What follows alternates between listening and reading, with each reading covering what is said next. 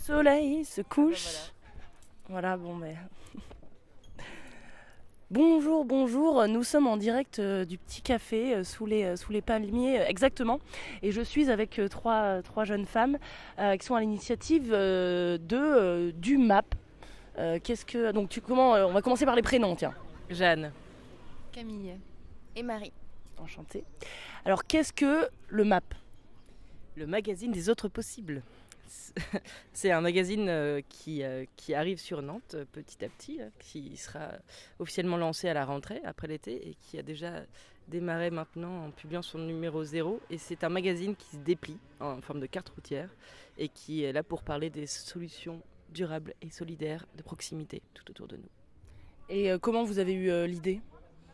En se disant qu'il y avait un besoin déjà de parler un peu plus de ça, de toutes les personnes qui essaient de changer un peu les choses tout autour, les assos, les collectifs, les citoyens, les politiciens peut-être, toutes les startups, tout ce qui se crée en fait, les porteurs de projets, ils méritent qu'on se penche un peu sur leurs questions et sur leurs actions et qu'on les mette un peu en perspective avec celles d'autres personnes et avec les problèmes et les enjeux que ça pose sur le territoire et dans la société. Voilà, l'idée donc c'est venu de ce constat-là et puis aussi que la presse locale n'est pas finie, que le journalisme a encore de beaux jours. Encore des beaux jours, ouais. si tant est qu'il sait se remettre en question et comprendre d'où vient le problème, peut-être du modèle économique et peut-être aussi du manque de transparence et de temps pour travailler. Donc on essaye de remettre tout ça à plat, on a bien pensé, réfléchi pendant un an voire deux. Et là on a trouvé ce magazine qui est très concis, petit, un peu original, mais qui essaye de mixer tout ça, toutes ces envies-là. Et qu'est-ce qui est critiqué aujourd'hui dans la presse? Pourquoi les gens critiquent la presse aujourd'hui? Il y a une défiance par rapport à la qualité de l'information. Je pense que le problème dont on a fait le constat par ailleurs dans notre expérience de journaliste avant, c'est les conditions de création d'une information de qualité ne sont plus réunies, c'est très compliqué. Donc c'est aussi l'idée avec le MAP, renouer avec le temps de créer de l'information parce qu'on l'a plus. Voilà. Et comment, quelle est votre patte journalistique ? Dans le MAP, l'idée c'est de mettre en avant les nouvelles solutions pour mieux vivre, mais de le faire quand même de façon critique, c'est-à-dire d'accorder à ces sujets une vraie analyse journalistique. Donc, comme je disais, prendre le temps de le faire et avoir un ton qui ne soit pas moralisateur, parce que c'est pas l'idée, c'est d'être aussi enthousiaste, parce qu'en fait, il y a ces solutions, elles existent et c'est une bonne nouvelle en fait. Quelles sont les thématiques abordées ? Les thématiques, elles vont changer chaque mois. Donc là, pour notre numéro 0, c'est le travail, c'est les nouvelles façons de travailler. Donc il y a un gros dossier sur le coworking, sur le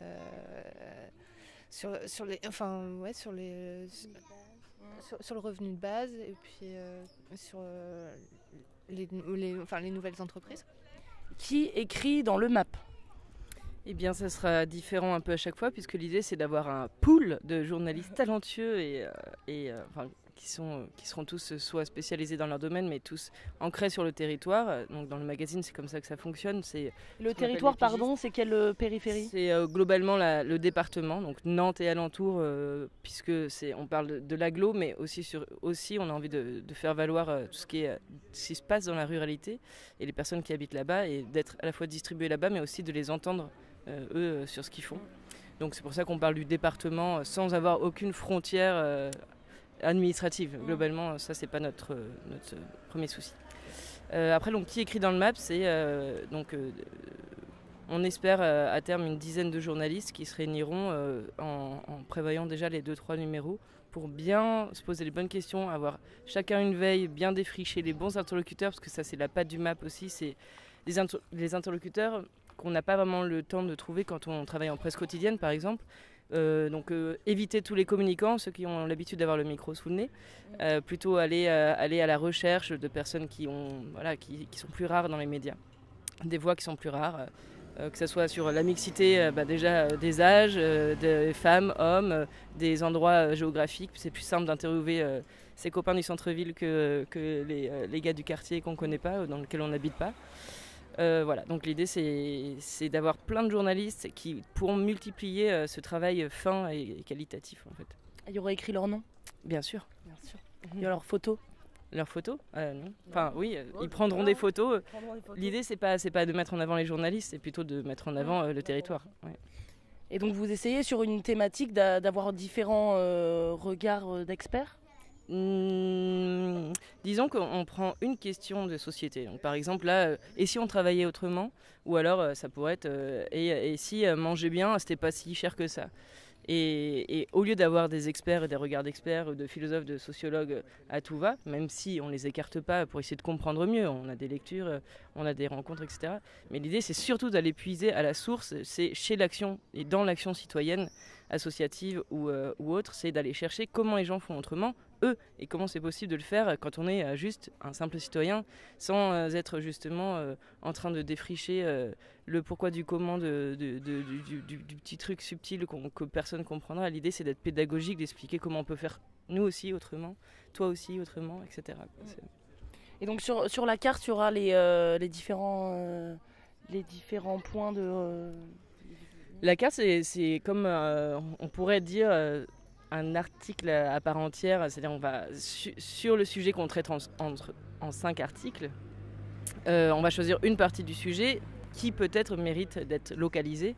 Là, quand on parle de comment manger pas si cher que ça, par exemple, mais bien, ça pourrait, je sais pas, se faire un truc super graphique sur d'où viennent les produits les plus près d'ici pour consommer local et avec leur prix, par exemple, pour bien prouver que c'est pas si cher que ça, ou les coopératives d'achat groupées, ou ceci, ou cela. Donc ça peut être une carte, donc on va pas tout mettre dessus, on va choisir un angle de ce qu'on pourrait cartographier, et si le sujet n'est pas cartographiable, je laisse Camille parler de ça, mais ça serait plus un appel à... Enfin, de toute façon, à chaque fois, un appel à un artiste, mais un appel à la création. Alors, l'appel à la création. En fait, chaque mois, l'idée, c'est que la carte, elle soit faite par un illustrateur différent de Nantes. Donc, du coup, que ça soit à chaque fois une expérience différente graphique. Donc, du coup, ça serait une aventure. En fait, la carte, c'est encore... là, sur le numéro 0, c'est Aurélien Bidot qui l'a faite, qui est dans notre espace de coworking, qu'on peut appeler Sun, sinon. Sun. Non, Sun, avec S-U-N-E. Okay. Et là, la carte répertorie tous les espaces de coworking sur le territoire nantais en dessous de 250 €.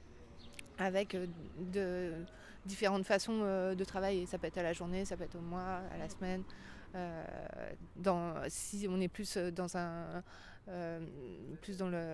dans les médias, plus dans le graphisme. Enfin, ça dépend de notre façon de travailler. Donc du coup, ça peut être dans un café ou dans un bureau partagé. Donc la carte reprend tout ça. Et donc ouais, il y a encore plein de choses à voir.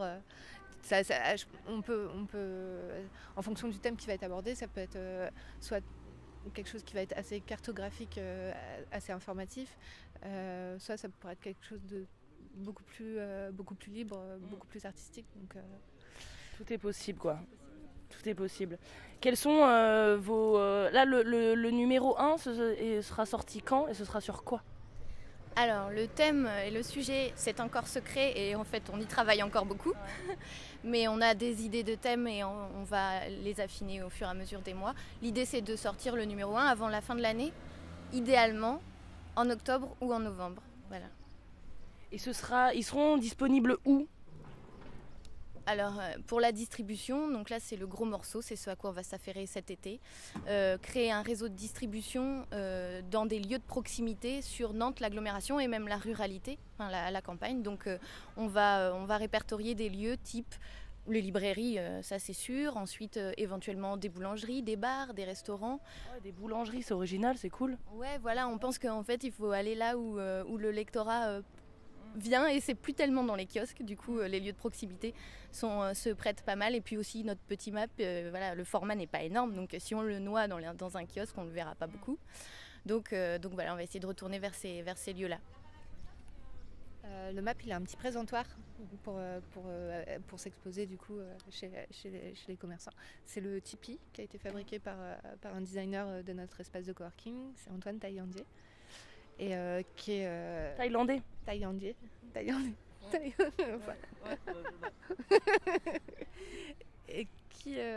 qui serait conçu avec du bois de récup. Je fais un peu de téléachat. Et avec une tirelire intégrée, donc comme ça on pourrait vraiment le poser sur le comptoir. Nous sommes en direct de téléachat, vas-y, présente-nous. Donc vous avez vu le geste, c'est Ouais, comme ça. c'est très magnifique, c'est très beau. C'est comme ça qu'on attrape le map sur son présentoir, sur le Tipeee, et on peut aussi du coup l'utiliser pour ranger ses maps chez soi, bien sûr, avec la petite fente tirelire qui permettra de récolter les 2 € prix du map dans certains lieux, pas tous, mais dans certains lieux où ce sera en libre accès en fait. Ah oui, c'est pas un Tipeee pour chez nous, genre on se donne pas des sous à nous-mêmes quoi. Ça peut être aussi un Tipeee pour chez nous. Ça sera en vente, ok. Très bien. Donc ça coûte que 2 €. Incroyable. Hein. Incroyable. Non, mais c'est vrai. Oui, incroyable. Et donc j'ai vu une presse indépendante est une presse financée par. Selectaire. Voilà, parce que si c'est gratuit, le produit c'est. Non, C'est toi. Ouais, c'est à peu près. Quand c'est gratuit, c'est toi le produit. C'est toi le produit, voilà. Qui est-ce qui a dit ça? Je sais pas. Je crois que tous les gens qui essaient de faire quelque chose de payant disent ça. Tu sais pas, mais moi non plus.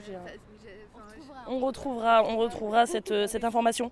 Bon, mais en tout cas, bravo, vous êtes bien parti sur Ulule aussi. C'est cool. Ouais, tout à fait. On a dépassé l'objectif de base qui était de 6 500 €. Là, on est à 8 500 et on est super content.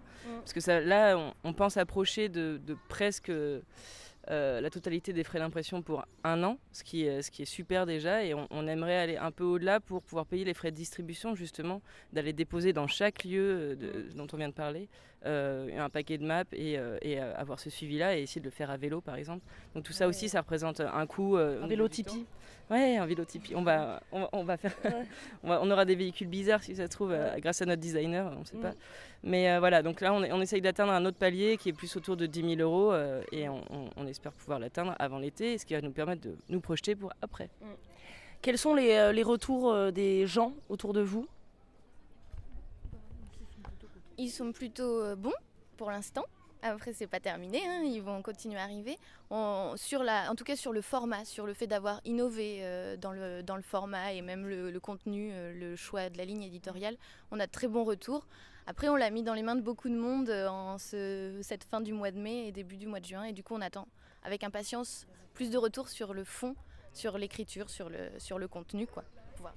Et est-ce que les lecteurs vont pouvoir proposer des sujets? En fait, on a comme ambition d'être vraiment un outil aussi du territoire, comme un média pourrait être. C'est-à-dire, moi, je suis quelqu'un, soit à la campagne ou à Nantes, personne ne sait ce que je fais, pourtant j'estime que ça vaut le coup. Voilà. Donc tout le monde peut nous contacter, on a vraiment cette ambition-là de pouvoir répondre aussi aux personnes et surtout d'être à leur écoute. Et ensuite, sachant qu'on est un mensuel et qu'on met en perspective différents sujets autour d'une question, nous, ça nous nourrit de toute façon. C'est pas parce qu'on nous dit je fais ça qu'on va en parler directement. C'est pas comme ça que ça marche la presse et un magazine qui essaye de faire de l'analyse. Mais par contre, ça nourrit et on peut voir apparaître ensuite ce genre d'action et nous, on va se nourrir de ça. Par contre, il y a un agenda aussi, on oublie souvent d'en parler, mais autour de la question, on essaie aussi de raconter ce qui va se passer dans le mois autour de cette question, mais dans plein de lieux différents, dans plein de domaines différents, que ce soit à l'université ou sur un petit marché, micro-marché, je sais pas où. Donc ça, c'est pareil, on fait un appel à tout le lectorat pour nous balancer les infos parce qu'on n'est pas omniscient et le don d'ubiquité n'existe pas. Tout à fait. Quels sont vos rêves les plus fous? Que le map puisse exister aussi dans d'autres villes, puisque si le modèle s'avère concluant, à la fois dans la distribution, le modèle économique et le modèle de travail en équipe, etc., de la transparence lectorat, si ça fonctionne, il n'y a aucune raison qu'on ne puisse pas le lancer dans d'autres villes comme Rennes, Bordeaux, Brest et même des plus petites villes à une plus petite échelle, puisque l'idée du map, c'est une petite audience à partir du moment où c'est payant et qu'il y a de l'info dans la ville, parce qu'il y en aura forcément. Voilà. Il y a déjà des villes qui vous ont contacté? Je sais qu'à Bordeaux, il y a un média qui se lance, à chaque fois, c'est jamais exactement pareil, mais qui peut se poser des questions et qui aimerait partager avec nous. À Tours, c'est pareil. C'est des questions que tout le monde se pose aujourd'hui. Innover dans la presse, et notamment la presse indépendante, quel modèle économique pour que ça tienne, quoi. Et donc, du coup, on aimerait... Ça, c'est encore des ambitions à terme, mais pouvoir faire profiter de l'expérience comme profiter de celle des autres, comme on essaye d'en profiter encore aujourd'hui, déjà. Est-ce qu'il y aura des soirées le MAP? Où tous les journalistes pourront se rencontrer, tout ça, tout ça. Oui, il y a des soirées. On peut l'annoncer déjà Prochainement. Prochainement, Ouais. dans votre ville. Ouais. En fait, c'est sûr qu'on va faire une soirée de lancement au niveau du numéro 1. Donc là où tout le monde sera bien sûr convié. Et on fera jamais des soirées pour que les journalistes se rencontrent. Ça sera toujours des soirées pour que les habitants ici et les journalistes et d'autres gens qui travaillent, des artistes ou tout ce que tu veux, les personnes qui ont envie viennent autour des autres possibles et de la proximité, quoi. C'est la mise en réseau de tout le monde. Très bien. Est-ce que vous avez une question carte blanche? Est-ce que vous avez quelque chose à rajouter que vous voulez nous dire? Ouais, je veux bien. Par exemple, tu parlais de nos rêves les plus fous tout à l'heure. Moi, je dirais aussi, en ajoutant à ce qu'a dit Jeanne, que dans un premier temps, le rêve, c'est que le MAP soit viable, qui permette de rémunérer ses contributeurs, artistes, journalistes, ce qui est de plus en plus rare aujourd'hui finalement. Donc si on arrive à non seulement innover, mais être viable économiquement, ce sera une putain de victoire, si je peux me permettre, sur l'époque. Okay. Très bien. Un dernier mot? Je valide ce que dit Marie, ce que dit Camille. Merci beaucoup les filles et bonne continuation avec le MAP.